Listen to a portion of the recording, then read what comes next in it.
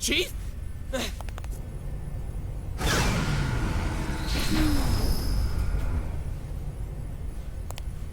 Are you all right? Yeah, thanks. Did I push my luck a little too far this time? Alan? You can't keep doing this, Chief. I thought I was gonna have a heart attack. Sorry about that, but I bet the data's really good. Besides... Huh? Was there something else? Oh, it's nothing. Well, we better get started on that data. Today's our deadline, so I'm sure they'll be asking for it soon. Attention, please. We are scheduled to gate out in approximately 3 minutes. All hands, please return to your designated areas immediately. Once again, attention, please. We are scheduled to gate out. How I interpret the sudden collapse of the virtual reality Xion and Cosmos are in, and the danger it poses to Xion, is basically Cosmos' virtual brain is overloading, growing past its limits. Since Xion is connected to it, her brain is basically being fused to the artificial one, thus the technician exclaiming that they have kindling. Basically, Xion is in danger of her brain growing, which sounds cool at first, but in practice would probably give her a massive stroke or something.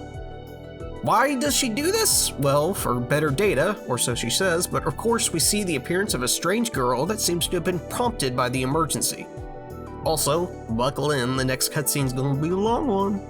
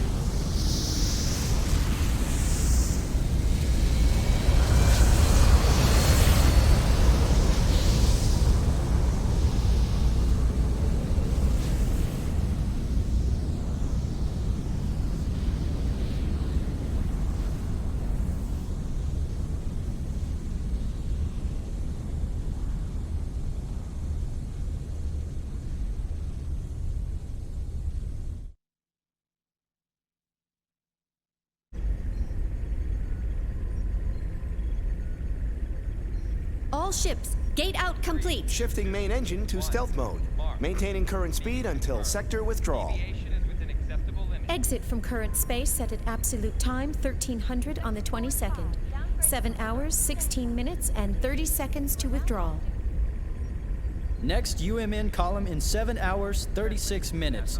All gate jumps from other sectors will remain offline until then.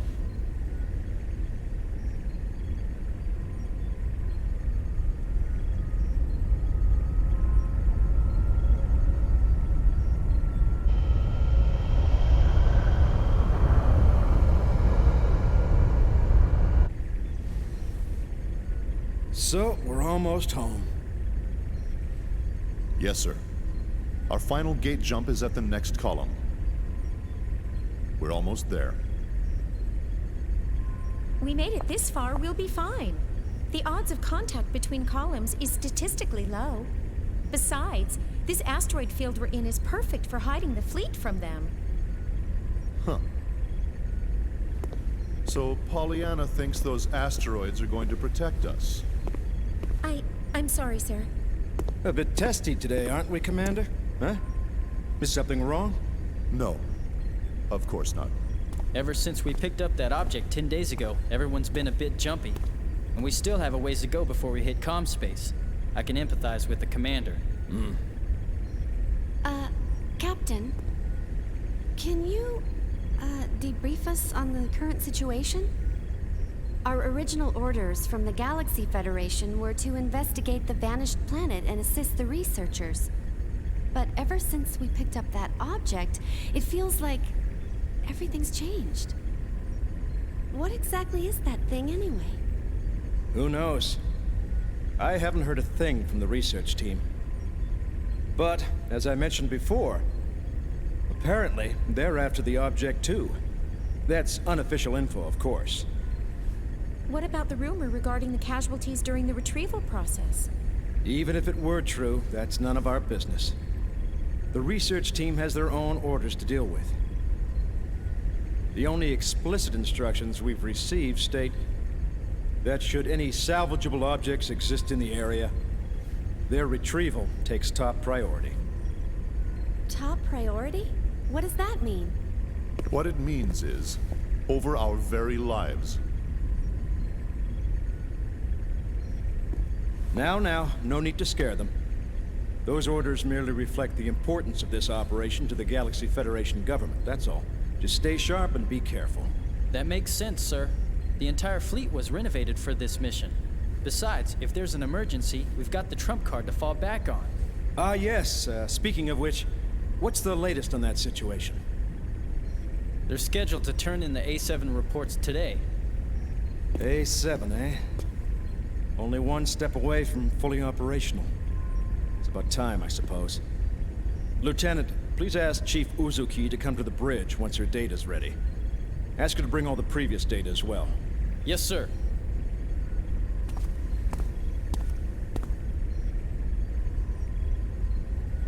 What trump card?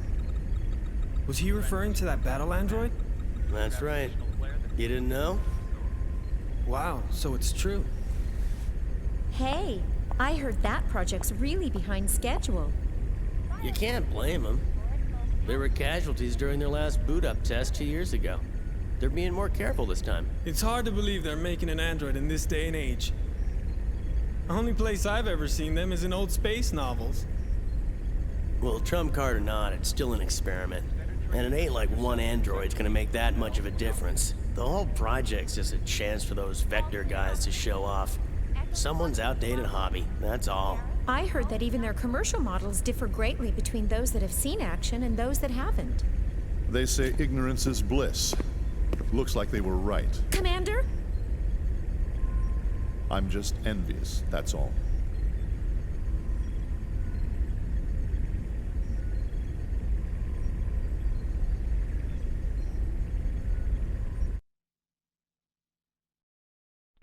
The logo we see with the word Vector is not showing the name of the ship, but who built it. The Woglinde is a battleship designed by Vector Industries, the scientific manufacturer who Xion works for. The ship is currently being captained by a group of Galaxy Federation Marines, basically the military wing of human society in this universe. That's what the captain and this asshole commander belong to. We find out that the ship was originally brought here to investigate the disappearance of an entire planet. When the strange object was found, instead, the mission seems to have changed mostly to its containment and transportation. You may have also been confused when the characters in that scene mentioned some sort of enemy, or just referring to some they. This, I think, is a frequent issue with translating Japanese games, where characters refer to something that's obvious to them, but the writers want to keep it vague. It often sounds stilted in English, but no, you didn't miss anything. We don't actually know who the big bad enemy force they're talking about is, though we did see a glimpse during Cosmos' virtual test.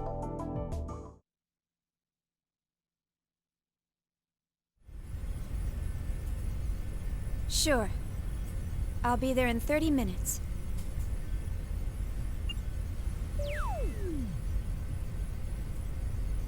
They certainly didn't waste any time. See? I'm usually right about these things. Chief Uzuki, here's the data you requested. Will that be all? Thanks.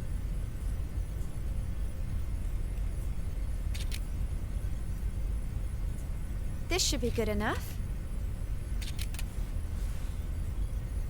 I'll take care of the rest.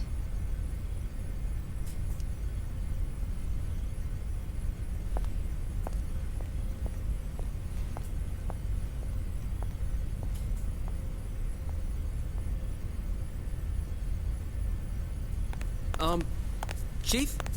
Do you have a second? Yes? The military is expecting actual field data for Cosmos. Is it right for us to keep giving them simulated data like this?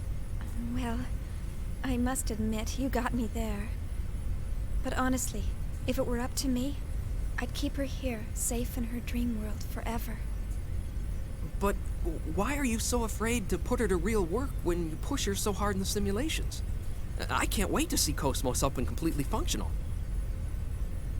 Couldn't you at least try taking her up to Phase 3? That should be no problem for her by now. Phase 3 in a simulated battle config? Come on. We're not about to wake our little princess for that. Here's a summary of Cosmos' main equipment from the 2nd Division. This should help you with the guys upstairs. Thanks. I'm sure it will. Alan asks Xion how the MWS and the eggs felt in the simulation. MWS might be pronounced maze or some shit. I don't know, but I'm going to use MWS, which stands for Multiple Weapons System. Eggs also stands for something, there's kind of a reason I haven't told you yet, it'll come up soon. Anyway, the MWS is the thing Xion was using to fight with, the big fist cannon laser beam thing. As you saw, it has multiple weapons. Xion also mentions the vaporizer plugin, which is the thing we use to blow shit up. Basically, all this is saying we don't have shit in the real world. We can't fight, and we can't blow shit up. Anyway, let's save the... Oh, no, not again. Okay, so if you're going to play this game, and let's say you're going to play it on not a PS2, you got about a 50-50 chance of save points crashing you to the BIOS, so, save those states. Let's continue. We can now run around and talk to people. This guy named Basil basically asks Xion why she's concerned with Cosmos looking all sexy, to which he receives no reply. Going up some stairs, we talk to Janice, who after some small talk tells us that the team actually put something of a gift for Xion in the simulation. It was in that big red box thing behind the shutters. Obviously, we didn't have time to grab it since our mind was exploding.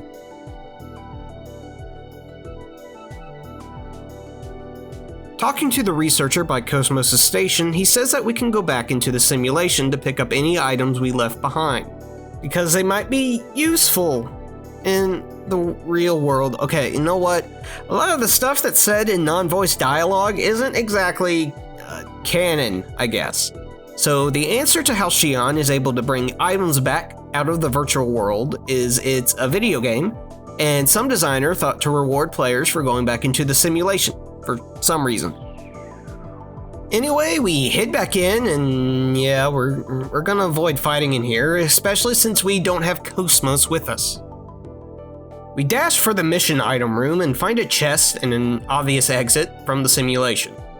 Inside the chest, we find the battle passport. There are a few of these passport items, and they allow us, at a later time in the game, to play various mini-games. This one allows us to play a kind of eggs action game, but since we won't actually be able to play it for a while, I'll go over all the mini-games in a later episode.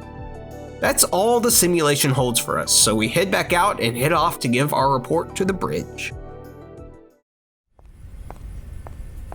All right, see you later. Okay, good luck!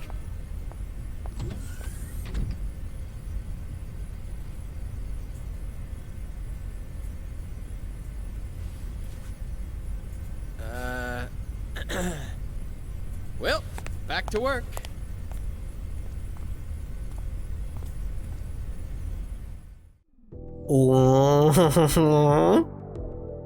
Outside, we find this blue-haired dude who says,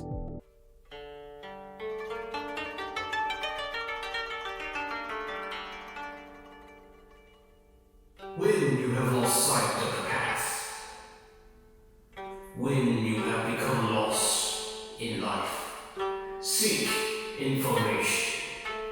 Information will surely give you a glimmer of hope.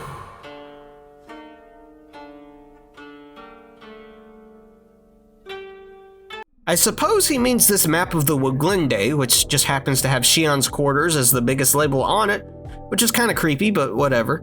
We head down and get an email. Shion opens her connection gear, which is basically a phone or a PDA of sorts.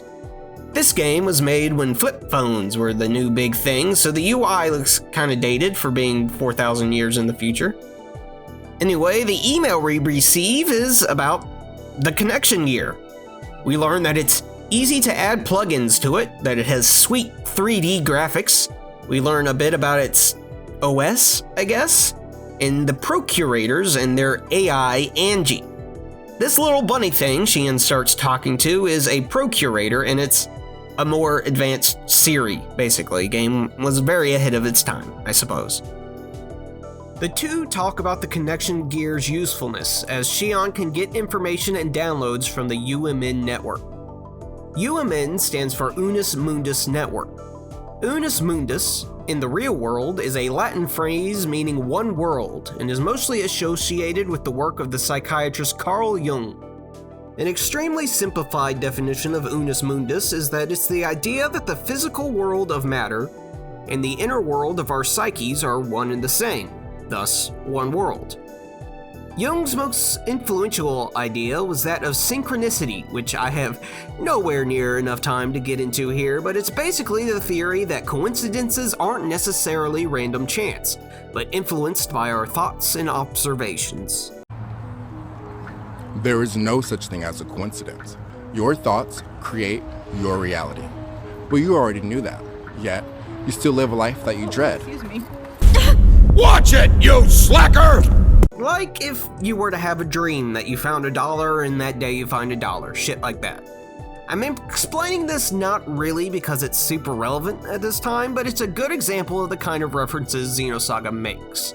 The UMN network's logo is a snake eating its tail in Ouroboros, which is often associated with the concept of Unus Mundus because of the idea that the outer reality affects our inner thoughts and vice versa.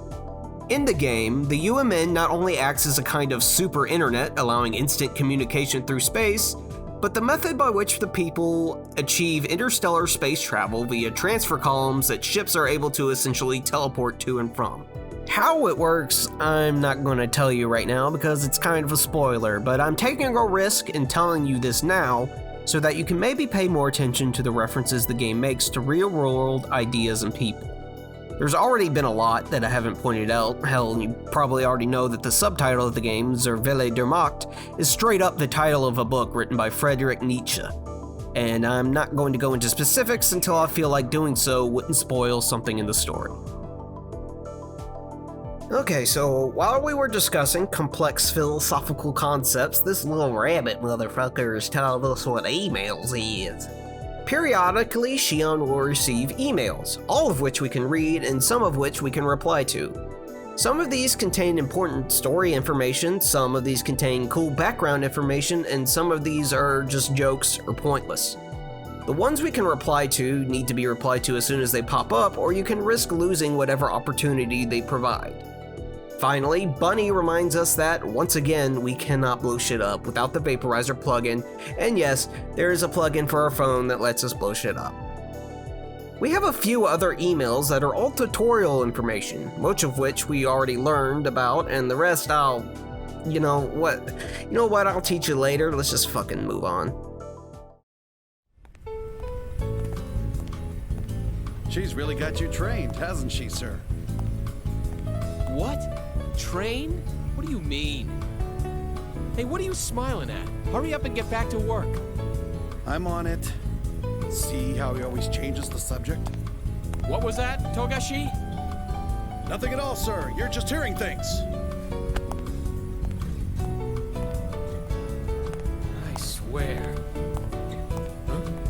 What's up? Still not convinced?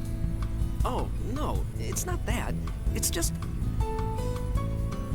I know how you feel, but you saw what happened just now. Even the chief is cautious sometimes. Besides... Oh, that's right. You just transferred in a month ago, right? I guess you couldn't have known. You mean the accident from 2 years ago? I've heard about it. but I don't know any details. Oh, right.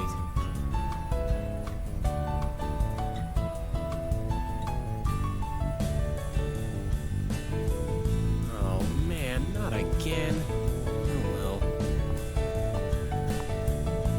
Perfect. Now the two of you can be alone. Why don't you ask her out while you're at it? We can handle the rest by ourselves. This is your big chance. I told you guys, it's not like that. Crying out loud.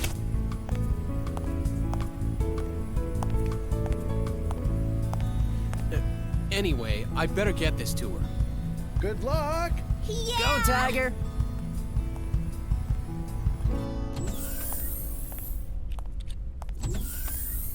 Jeez, they just don't know when to quit. It's not like I don't want to. I just can't.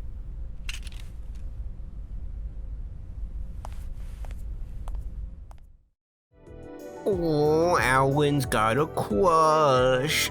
We move through literally one room and get another cutscene.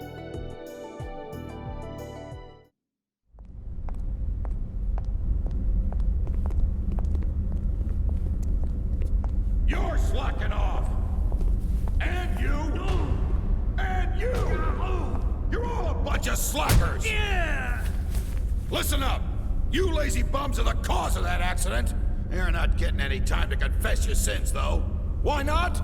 Because I'm not giving it to you!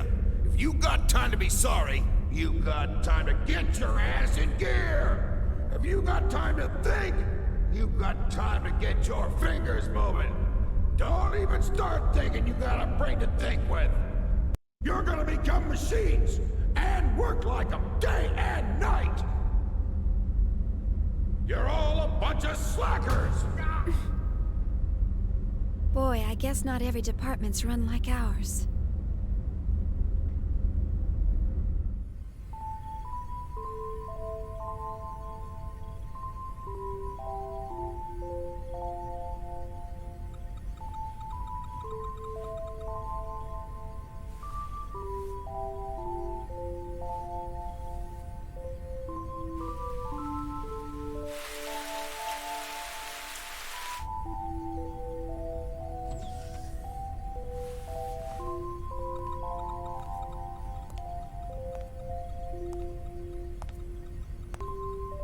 You're still here, huh? Killing yourself over work won't get you very far. Oh. How are you? I had to get this data done before morning, so Well, what are you doing here so late, Kevin?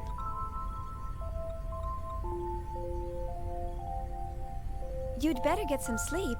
We've got an early morning ahead. Here, this is for you. Huh? Oh, thank you.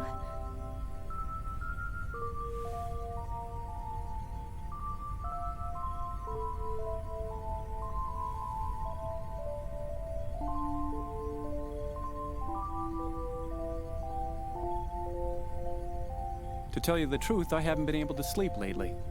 Something's been on my mind. On your mind?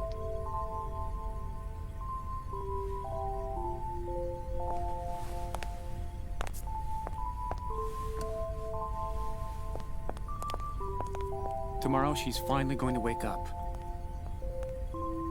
I'm looking forward to seeing her come to life, but I have no idea what to say to her when she wakes up. It's been bothering me. I'm just being weird, huh?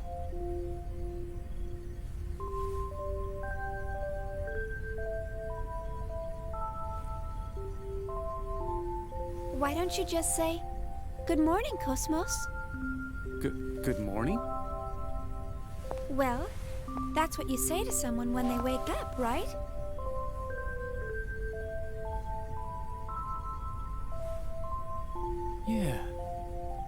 Yeah, I guess you're right. Thanks. I think I can finally get some sleep now. Glad to help, sir. You should get some rest too. All right. Well, good night. Good night.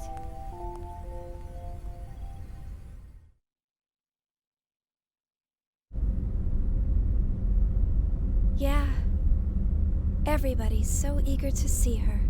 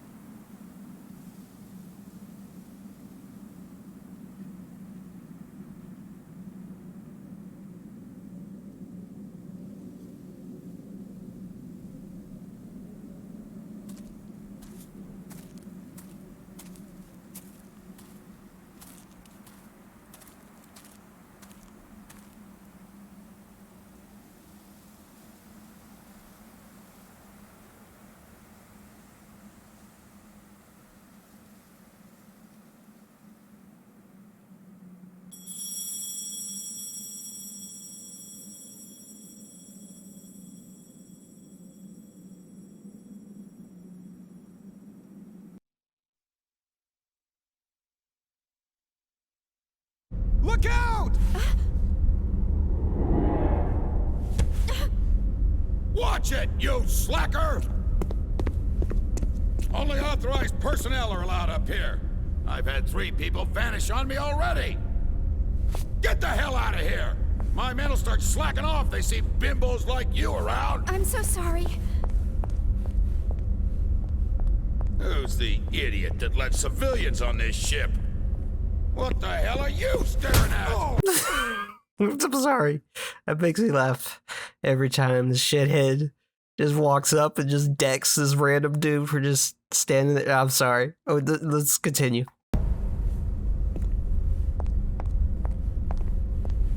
Damn slacker!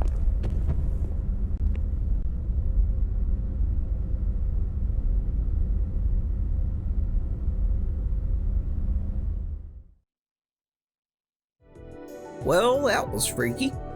Talking with some of the workers here, they'll obviously tell us about the just explicit workplace abuse they're suffering, but also give us some insight on the secrecy surrounding the space object. The people investigating and researching it are completely separate from the rest of the crew, even eating separately. Clearly, there's something about this thing that the Galaxy Federation wants to keep under wraps. As we head east to leave, we talk to this worker by the door. He says he has some information to share with us. We ask what it is he wants, and he asks for our email, to which he'll send the information later, as it is too secret to share in the open. Okie dokie.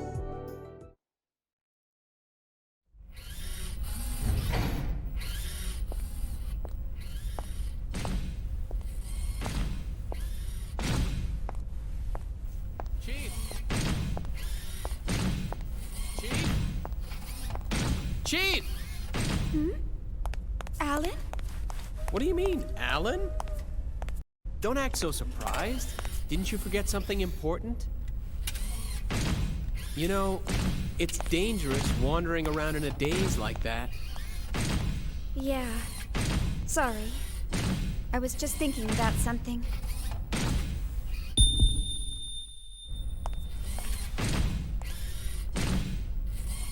Are you all right? Huh? Yeah. I'm just not myself today.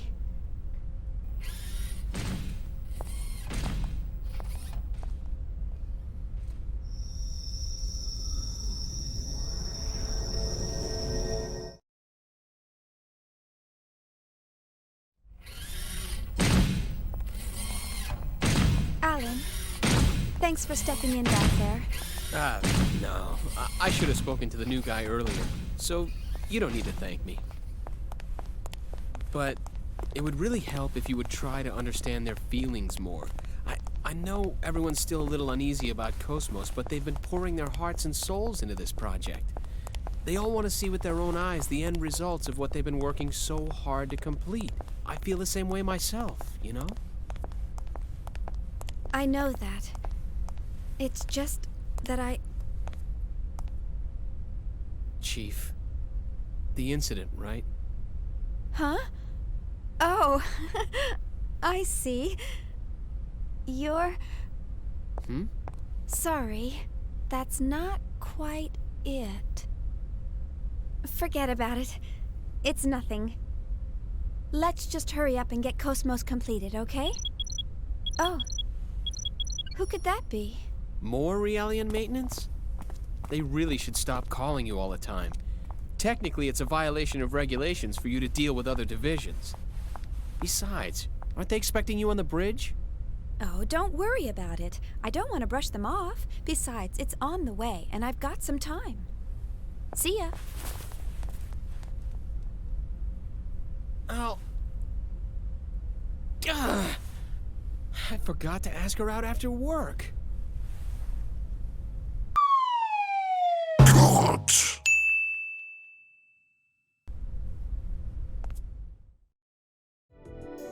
Well, now we've become distracted from our bridge reporting yet again. Xion remembers that she has some data in her room that would be useful for whatever it is she's being asked to help with. It's straight ahead, but first we enter this side room with a big red button and a lady who tells us not to hit the big red button because it controls the bulkhead. But we hit the big red button. Manual lockdown of bulkhead activated. The passageway will now close. Please use caution near the closing doors.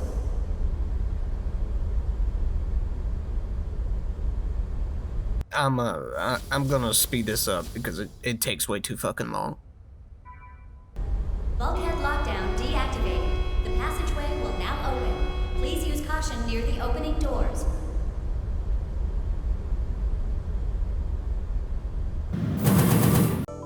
Okay, well that was fun, and we traumatized this poor guy. We go down the corridor and find another strange red door, this one being segment address 18, and again we'll go over these later. We find a door that must be Xion's quarters. Inside we find the maintenance data she needs and a save point. We go to leave when we get an email. This one is from Yuki Itsumi, another scientist and friend of Xion's. She's the one who designed the MWS, and she's letting us know she's sending us a real one. She also makes mention of using the MWS against the Gnosis. The Gnosis are the mysterious enemy we've been hearing about. We still don't know their true nature, but again, from the simulation we can probably guess that they're kinda out there. Miyuki also lets us know that she's lost 3 kilograms on something called the Apple Diet.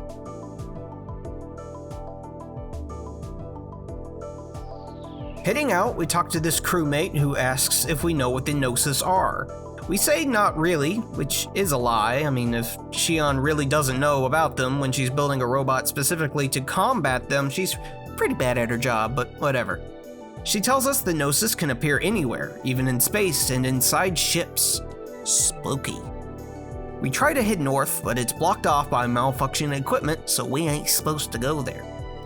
We head back down the corridor, this time heading east.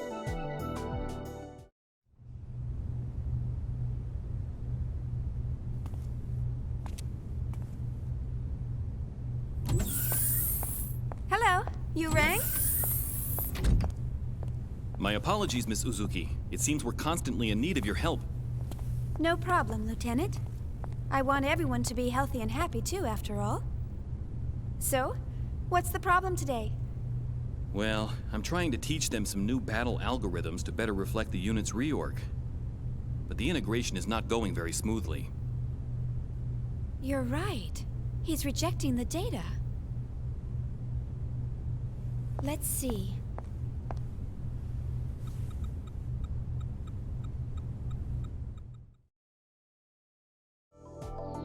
Our job here is to go to each of the Realians, those are the people on the really uncomfortable looking hospital things, and talk to them.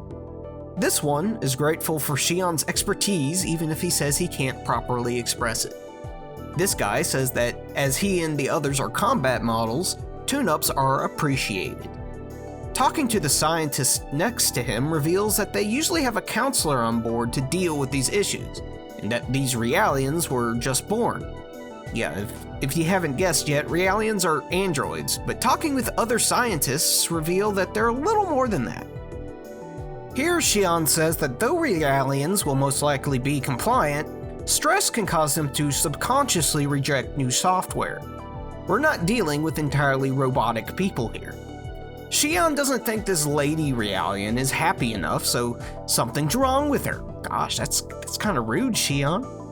This lady basically says she gets nervous around a certain person, and Shion thinks it's an OS bug. This Realian's brainwaves are chaotic, and she says that since being on the Roglinde, she's been losing mental composure. Shion speculates it might be a fear of battle. We report back to the head scientist where Shion says the reason the Realians are rejecting the new data is their brain sector that maintains their sense of self needs a tune-up. They're losing their sense of self-preservation and thus aren't thinking like an individual, like they're a person who exists instead of a string of data. Caspace, the guy we're talking to, posits that this is happening because they're being kept deactivated since they're only needed in case of a battle. We'll explore Realians a lot more in the future, but I find this idea of a being whose mind and body are essentially separate and the issues that could cause interesting. Now, we haven't talked to all the Realians yet because this fucker is hidden back here. He's getting laughed at for trying to use proverbs and failing.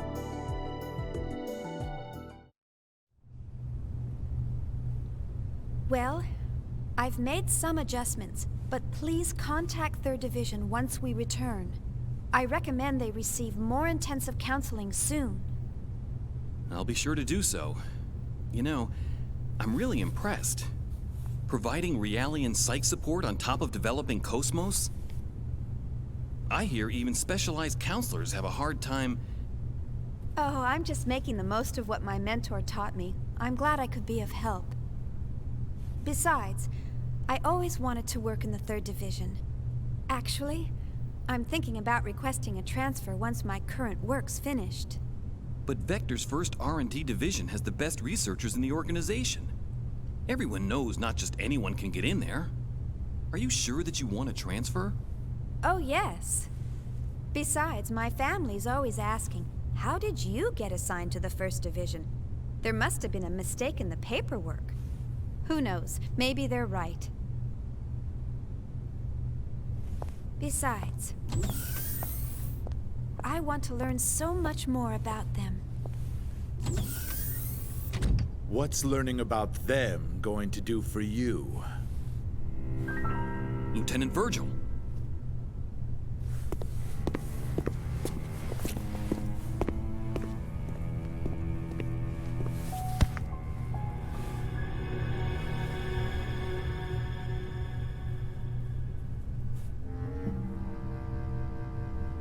Their stench. What? It reeks. I can't get their rotten odor out of my system. Can't you smell it? It makes me sick to my stomach. Huh? What are you?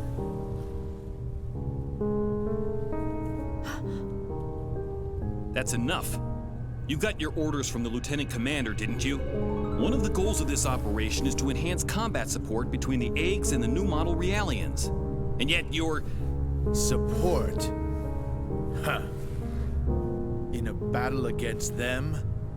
The last thing I want to worry about is supporting a bunch of untested, weapons-grade Realians. Excuse me, but these people are highly qualified soldiers. These people? You're treating equipment like people? Oh, you really shouldn't say things like that. These people have the same intellect and emotions as us.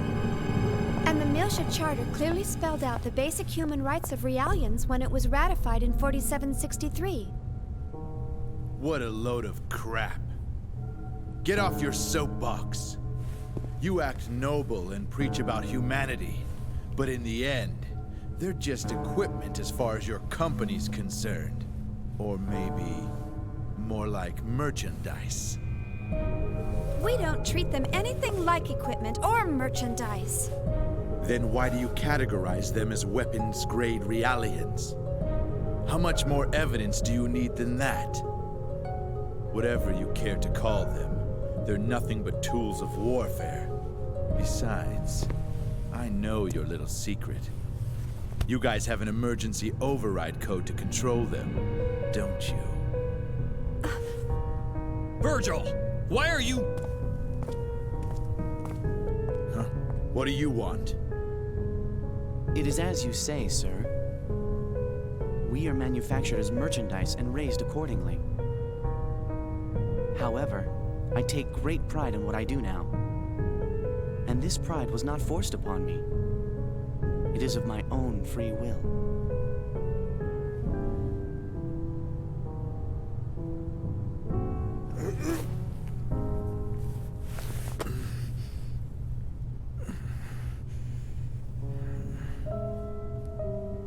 Free will, huh? Well, good for you. You'd better just enjoy it while you can. The time will come soon enough when you'll realize what's going on. Just you wait.